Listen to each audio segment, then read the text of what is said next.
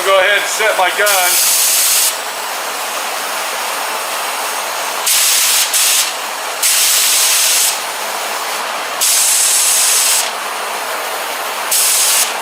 And now we'll go ahead and apply our paint.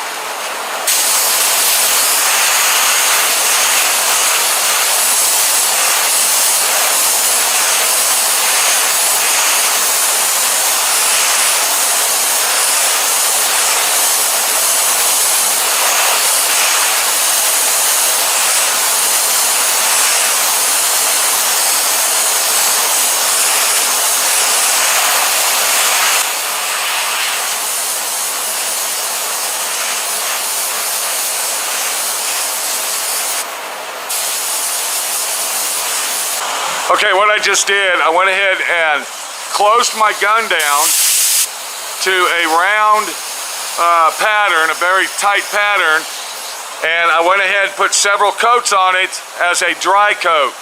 That means I was moving my gun very quickly, and I was using the air and spot painting at the same time. That's important because we don't want that paint to blister. Now what I'm going to do is I'm going to open up my pattern, and I'll go ahead, it'll be a pattern about that wide instead of that wide, and I'll go ahead and blend all the paint in with a couple full wet coats.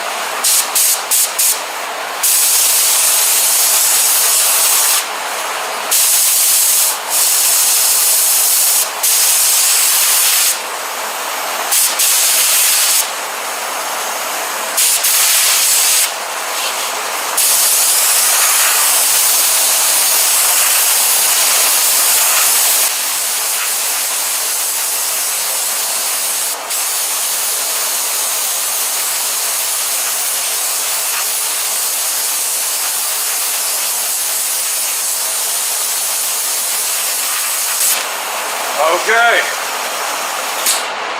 Welcome to D.I.Y. Automotive School with my friend Pete and Minnie, the body shop girl. It's everything you need to know about cars and more.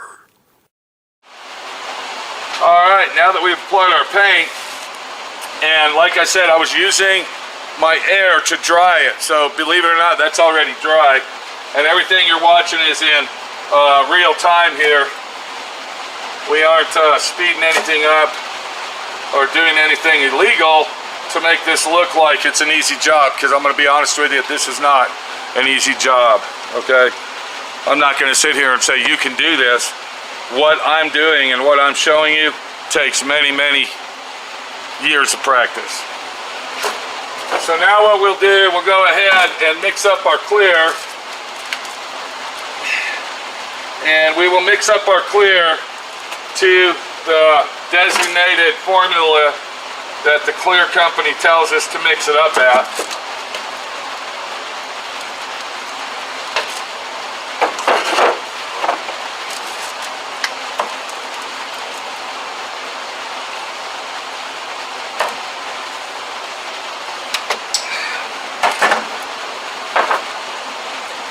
And I've already cleaned my gun out and prepped it so we could go ahead and clear coat. And like I said, you know, this takes a lot of practice. This takes a lot of practice to do this type of work.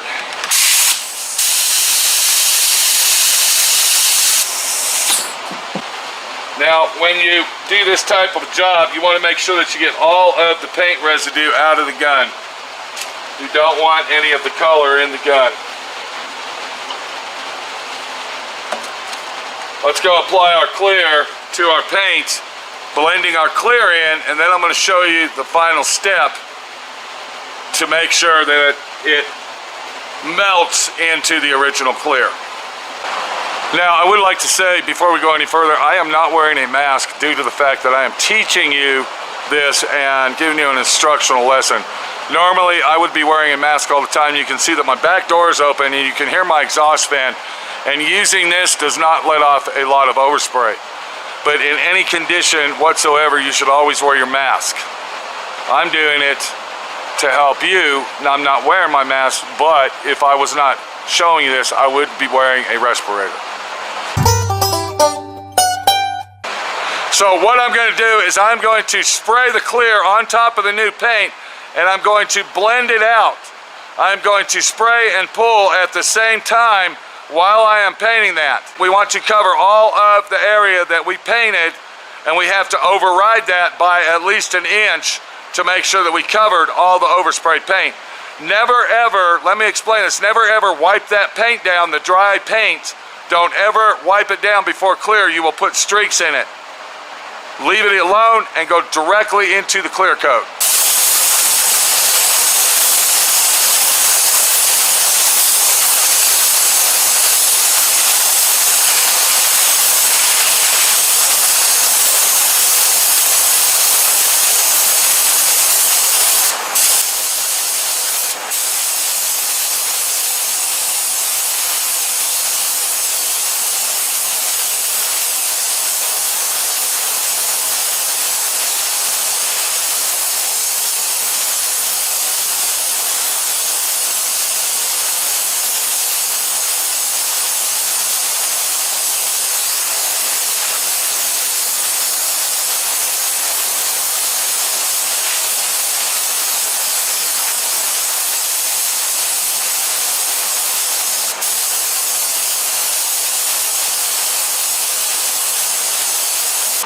All right, now that we applied our clear, what we're going to do is we are going to pull all of our paper back. You see how I'm doing this? We're going to pull that back just like that. We're going to leave it loosely hanging. And then what we're going to do is we're going to take our clear and we're going to dump it out. We're going to get all that clear out of there. And then I'm going to take my reducer, just like this.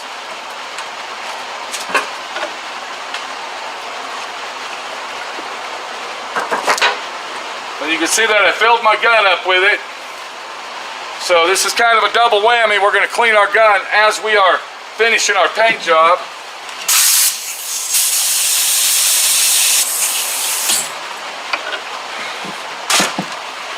And now we're going to go over there and we're going to bleed everything in and melt it into the original paint.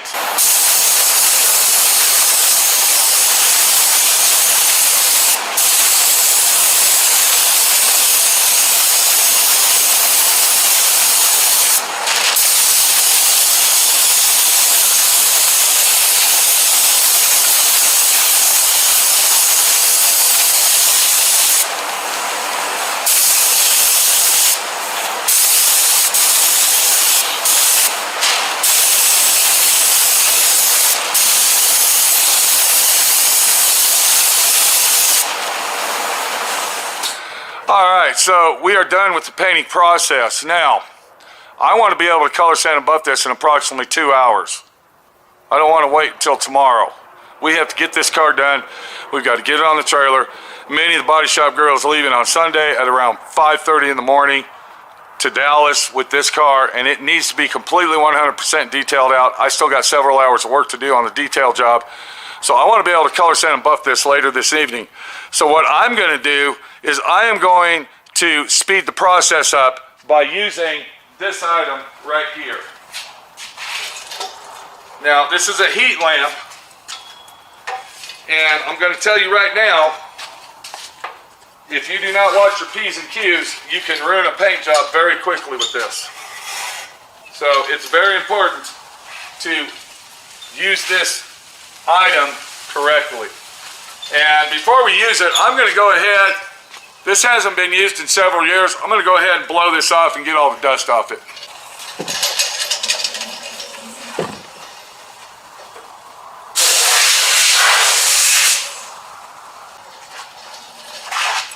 Okay, I took that around the corner because I didn't want the dust to come into the shop and get on my paint. So I'm going to go ahead and set this up just like that. And then we'll probably leave this on here for approximately 5 minutes. I don't think we're going to need it any longer than 5 minutes. And I just turned it on. I can already feel the heat starting to rise. So we're going to leave that right there. And later this evening, I will color sand and buff that. And it'll be a done deal. This type of repair is the worst nightmare you'll ever have. It seems that every job I do, I don't know why this is, I find something wrong with it right before I deliver it. It's bullshit. I don't know if that's a curse that I have or what the problem is, but I mean, it's right before it's delivery time. It's like, look what I just found. It's been approximately 7 hours, and our clear seems dry. Everything's looking good so far anyway. But what I'm doing here is I am taping the plastic down around our repair. And the reason I'm doing that is because I don't want wax and grease. I'm sorry. I don't want wax and cleaner wax getting all over the car. I'm trying to contain all this to a minimum. When this happens, this is pretty much the most depressing part of restoring cars.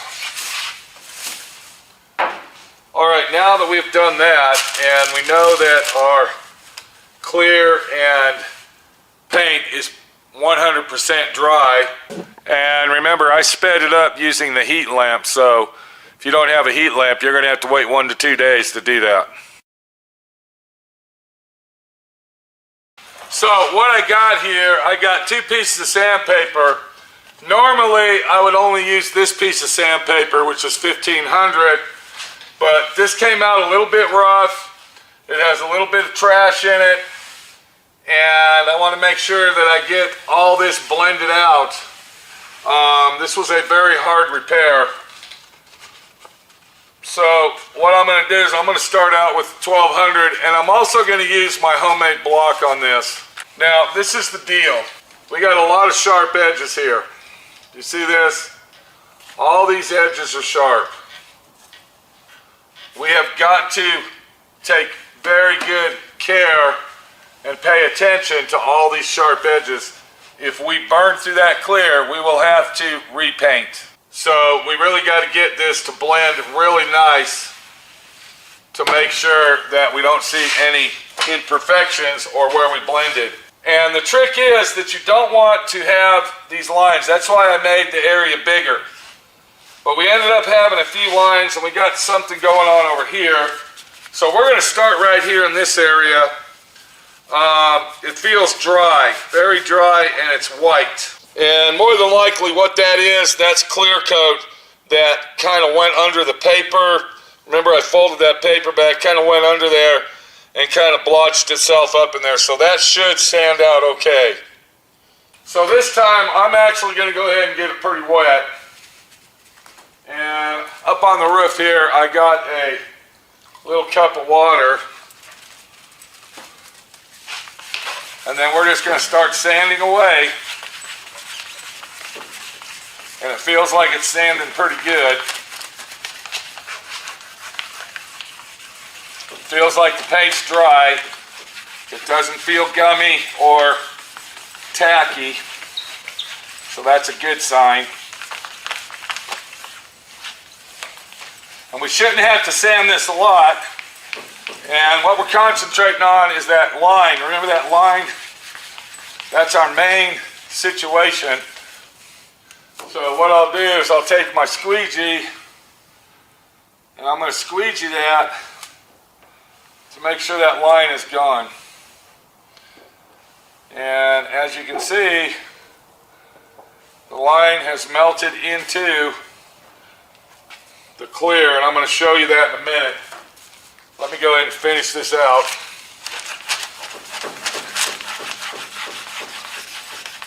Don't ever be skimpy on your finished sandpaper.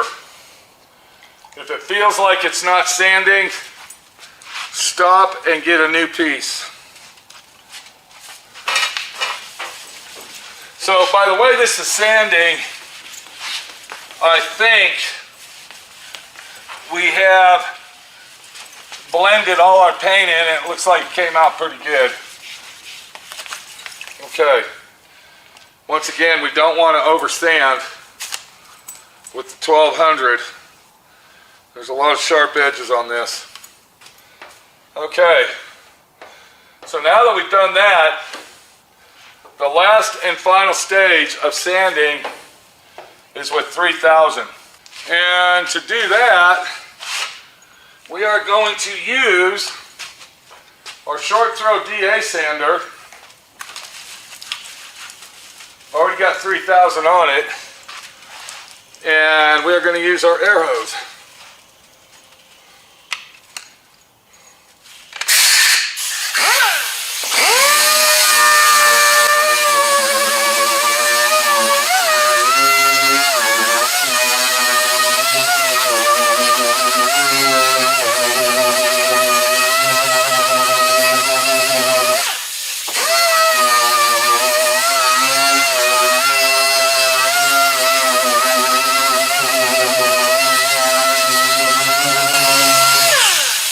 Okay, I want everybody to take a good look at that, and I want you to know we started out with an area this big, and we ended up with an area this big. So you can see when I say trials and tribulations, we aren't jerking off over here, guys. Okay. One situation that I see, and it's over here on this corner, is we're going to go ahead and pull our tape off. And we're going to open this up a little bit because I have to actually buff. I have to override my buffing action, so I'm going to do it right here. And I'd like to keep this down. Once again, this car is basically ready for delivery. So we're trying to contain this so we don't have to pull it outside and completely detail and wash the whole car, but if we have to, then we will. So I'm going to set my buffer, and I know I said 1800, but I'm actually going to go to 1500 on this because I want to be able to take my time. And we're going to do this in sections. We're going to do the culprit right here first, and we'll work our way down. I'm going to go ahead and rub that on there. Normally I don't rub this on, but this is a good way to keep the wax from flying everywhere.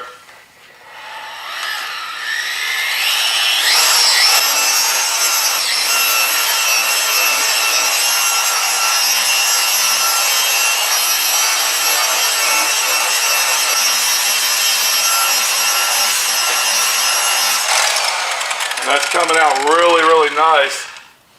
I don't see any blend lines anywhere whatsoever.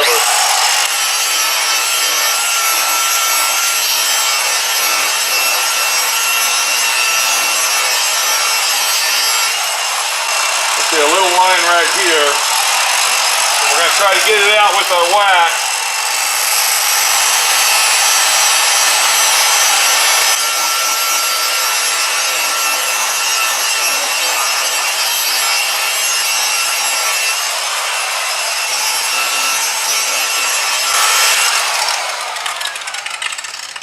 All right, everything's looking really nice.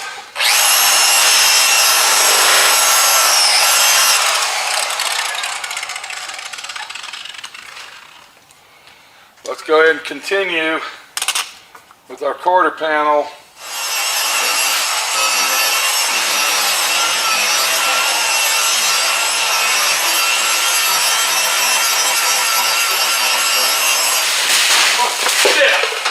Motherfucker! Okay. Did you see that? Did you see what I was talking about? And that is why you tape the shit down, because of that right there. Look at this shit. Everything that was on the roof fell off. Oh, shit! Oh, shit! Oh, shit! Motherfucker! Look at that. And no, that was not done on purpose. Why would I want to fucking do that on purpose? That's ridiculous. Son of a bitch. That can ruin a paint job in a very, very split second when that fucking plastic catches. And yeah, Jesus, what a freaking nightmare that was. God. All right, for the final buffing, we are going to take our waffle face, black waffle face pad.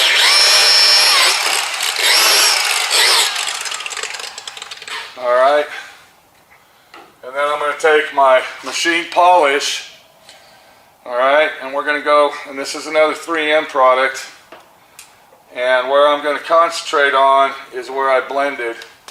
That's my first concentration, and I'm going to bring this down to 1200.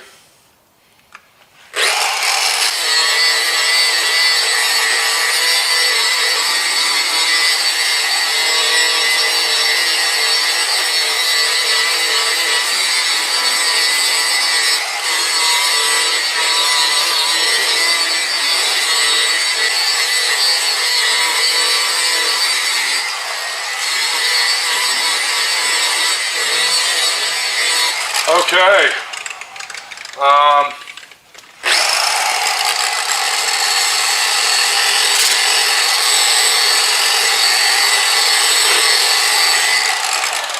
I'm going to go ahead and say that's a done deal on that. Okay, I got me a nice handy white ball. Of course, the car really needs to be detailed out, but we're not going to show you that. That's another 2 or 3 hour situation. I think we've watched this video long enough. So, what you're looking at is the final done situation. And everything blended out nice and came out beautiful. There's the finished product right there. That's it. Once again, it started out as a little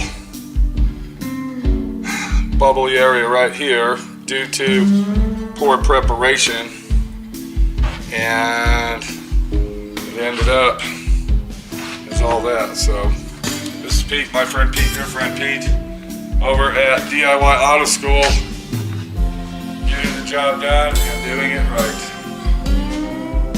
See you later.